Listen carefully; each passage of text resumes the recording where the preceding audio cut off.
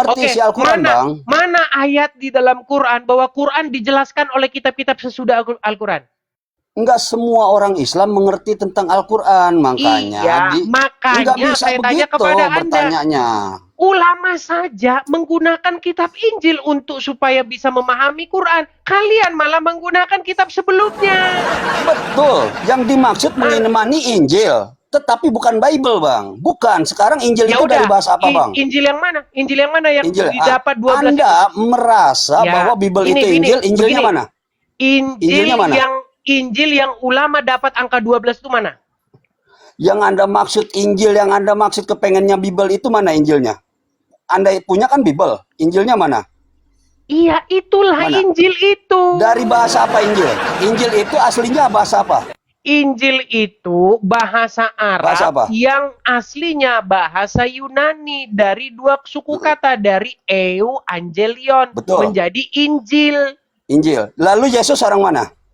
Kok malah lari Yesus orang ngalihkan mana? topik Jangan diturunin dulu. Yesus orang mana? Topik. Tunggu sebentar, Anda ini kritis kalau bertanya. Saya tanya Yesus orang mana? Bukan itu topik kita. Tanya dulu sebentar. Yesus orang mana? Jawab dulu biar netizen tahu. Yesus orang mana? Orang Israel. Orang Israel. Yunani berbahasa Arab yang dikemudiankan oleh Yunani.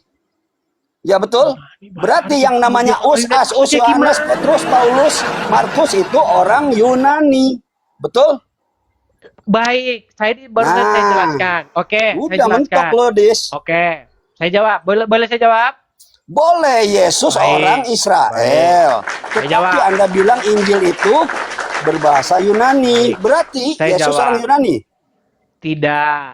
Nah, begini, jawab, saya jelaskan. Pada waktu itu, bahasa Yunani itu adalah bahasa internasional. Bahasa yang dipakai sebagai pengantar antar bangsa. Huruf yang dipakai untuk komunikasi antar bangsa. Saya kasih contoh sekarang. Bang, kita orang Indonesia. Kenapa kita pakai ABCD? Karena huruf ABCD, huruf Latin ini adalah bahasa huruf yang kita pakai untuk komunikasi pengantar. Aslinya kita nggak pakai itu, Bang. Contoh, Bang, saya dari Lampung. Orang Lampung itu punya huruf asli, namanya aksara Lampung. Kaga ngapa bama tada. Itu, kaga ngapa bama tada. Itu aslinya. Tapi nggak pernah orang Lampung make itu untuk ngirim SMS. Nggak pernah.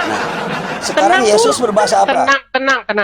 Bahasa apa yang digunakan Yesus? Aduh, saya jelasin dulu, tenang. Muter-muter jauh pada inti. Kalau Anda bertanya dulu. Langsung intinya. Iya, sekarang makanya saya bertanya langsung intinya. Berbahasa apa Yesus? Dia berbahasa Aram. Yesus berbahasa apa? Aramaik. Berbahasa Aramaik, ya. Sedangkan Injil Anda katakan tadi berbahasa Yunani. Betul? Yunani. Betul. Apakah Yesus bisa berbahasa Yunani? Bisa juga. Bisa juga. Sekarang Injil yang kau katakan itu adalah dari Yunani, berbahasa Yunani aslinya. Bukan dari gitu Yunani, kan? bukan dari Yunani, berbahasa Yunani, bukan dari berbahasa Yunani. Ya. Berarti Yesus orang Israel yang mempelajari bukan Injil begitu. yang berbahasa Yunani. Makanya saya jelasin. Dengar. Begini. Baik. Pertama-tama, pada abad ke-7, bahkan sebelum abad ke-7, bahasa Yunani dan huruf-huruf Yunani koine itu adalah bahasa dan huruf yang dipakai secara global oleh masyarakat dunia. Pembuktiannya dari mana? Dari penggalian-penggalian arkeologis. Semua penggalian-penggalian arkeologis itu menunjukkan bahwa pada waktu itu, huruf itulah yang dipakai oleh antar bangsa. Sama seperti huruf Latin zaman sekarang. Ya. Contoh, Bang, ketika Anda menulis surat pakai huruf aksara Indonesia, contoh Hono Coroko itu bahasa Jawa, Anda kirim itu ke orang Malaysia, mereka nggak ngerti itu. Anda harus pakai huruf Latin ABCD. Karena apa? Karena huruf ABCD inilah yang kita pakai untuk komunikasi. Nah, begitu juga pada waktu itu. Memang secara faktual Yesus murid-murid berbahasa Aram. Ya kan? Nah, lalu kenapa kok bisa Injil berbahasa Yunani? Karena Injil disampaikan kepada seluruh manusia. disampaikan kepada orang-orang di Roma, disampaikan kepada orang-orang di Korintus, disampaikan kepada orang-orang di Smyrna, di mana-mana disampaikan. Dan mereka itu melek bahasa Yunani, hurufnya huruf Yunani, karena memang itulah bahasa yang kita pakai pada waktu Bisa itu. gantian, Bang. Bisa Nah, silakan. gantian. Nah. Buktinya Injil pun Quran pun mengkonfirmasi dengan menyebut kata-kata Injil. Injil, baik. Itu, bisa gantian. Injil itu terdiri dari dua suku kata, EU dan Angelion. Dan jadi Angelion. bahasa Arab jadi Injil. Makanya Injil. orang Arab Al-Quran sendiri mengkonfirmasi bahwa Injil itu berbahasa Yunani. Silakan. Gantian, Bang. Silakan.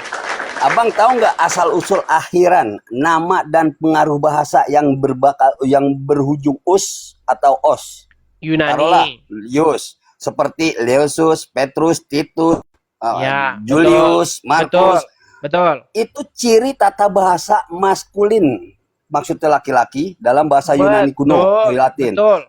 Dengarkan, Bang, penulisan Perjanjian Baru itu percetakannya literaturnya seperti itu, Bang.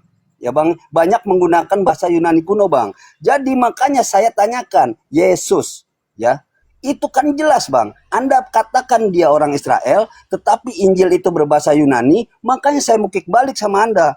Injilnya mana? Injilnya mana? Anda selalu bilang begitu. Justru Anda yang harus menunjukkan Injil itu, karena Yesus, Markus, Petrus, Julius, pokoknya yang berakhiran us itu jelas orang Yunani, Bang. Dan nama itu jelas dari bahasa Yunani makanya kuno. Saya bilang, makanya bisa dijelaskan. Nama aslinya tentu bukan itu, karena itu sudah pe-Yunanian. Udahlah, Bang, gitu aja dah, Bang. Udahlah. Jadi kalau kita kalau Anda menanyakan Injil, Bang, justru saya bertanya juga pada Anda, mana Injilnya? Bukan putus asa. Anda sendiri bingung. Sekarang saya Anda bisa berkata menjelaskan. Yesus orang Israel, saya tapi bisa menjelaskan. Injil berbahasa Yunani. Penjelasan saya gampang. Kalau di situ tertulis Yesus, oke, itu kan Yunaninya. Versi aslinya apa? Yeshua. Di situ tertulis Yohanes. Versi aslinya apa? Yohanan.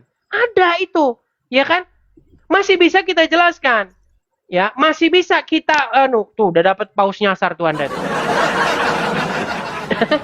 Dapat paus nyasar dia. Nih, dengarkan. Begini Zulfikar. Saya dengarkan, silakan. Zulfikar, coba dengarkan saya. Yang saya maksudkan di sini begini, ya. Pertama-tama, Anda harus mengerti dulu kenapa kok bisa berbahasa Yunani. Karena bahasa Yunani, huruf-huruf itu pada waktu itu itulah yang dipakai sebagai komunikasi, sebagai interaksi. Ya. Nah, sama seperti sekarang. Contoh, ketika orang Islam menggunakan bahasa Arab, bahasa itu hanya digunakan untuk membahas hal-hal agama. Tidak dipakai bahasa komunikasi sehari-hari. Nah, begitu juga pada waktu itu di Israel, bahasa Ibrani, bahasa yang digunakan hanya di kalangan-kalangan agama. Nah, sementara untuk menyampaikan keluar kepada bangsa lain, kepada bangsa asing, itu menggunakan bahasa-bahasa yang dipakai secara global. Begini aja, Bang, kalau Yesus itu bisa ya bahasa Yunani, mana datanya, Bang? Datanya aja, datanya. Ini blow on yang disampaikan. Jangan begitu, Bang. Mana Yesus bisa berbahasa Ibrani, Bang? Bahasa Yunani, Bang. Dan diturunkan. Data. Baik. Pada waktu itu, Yesus berkomunikasi dengan Pontius Pilatus. Yesus berkomunikasi dengan para prajurit Yunani. Menurut Anda, Pontius Pilatus berbahasa apa? Datanya, Bang. Coba lihat, tunjukkan datanya. Yesus berbahasa Yunani. Bahasa Yunani pada waktu itu bahasa yang global. Bahkan ketika Yesus disalibkan, itu dipasang percakapan dasar doang, Bang. Yesus cukup menguasai bahasa Yunani. Tidur di bawah sana.